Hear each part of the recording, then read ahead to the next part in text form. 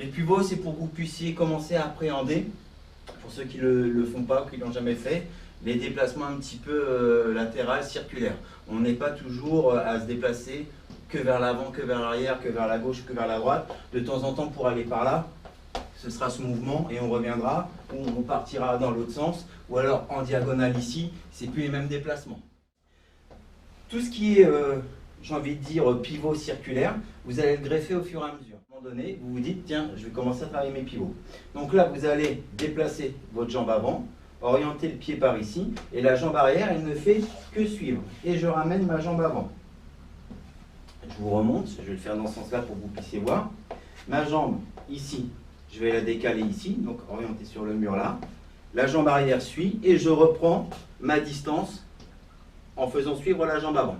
Ce que je ne veux pas, c'est que vous vous retrouviez ici. Parce que là, c'est presque une fente, c'est plus un déplacement. Moi, ce que je veux, c'est que vous ayez un certain écart ici au début. Quand vous avez tourné, vous retrouvez l'écart pour refaire face à la personne.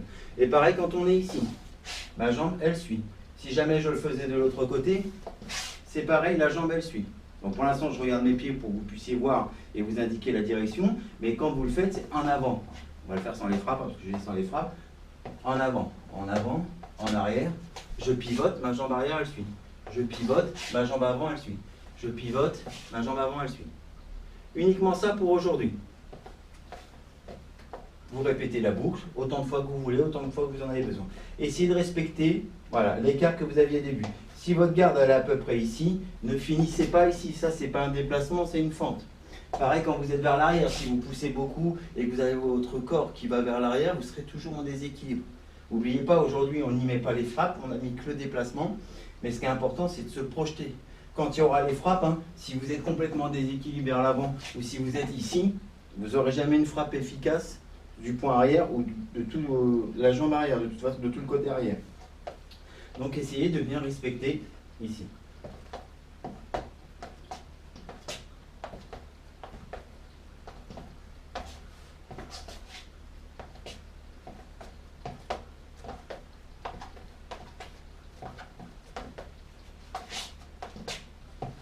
Vous n'êtes pas obligé de travailler comme des robots, de travailler très très vite. Privilégiez la qualité technique, la qualité de vos déplacements en essayant de respecter l'écart pour que ce soit le plus naturel possible.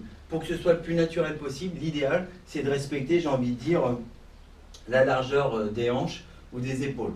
C'est-à-dire que si vous êtes comme ça, vous avez peut-être la sensation d'être stable, mais pour vous déplacer, ça va être plus difficile parce que vous serez très ancré dans le sol. Et si vous êtes complètement serré comme ça, pas facile de se déplacer non plus. Donc là, je caricature un petit peu les deux mouvements qu'il ne faut pas faire, mais c'est important que vous ayez le visuel là-dessus. Allez, demain, on se retrouve pour la même chose, les déplacements, mais avec les frappes. Allez, belle fin de journée à vous.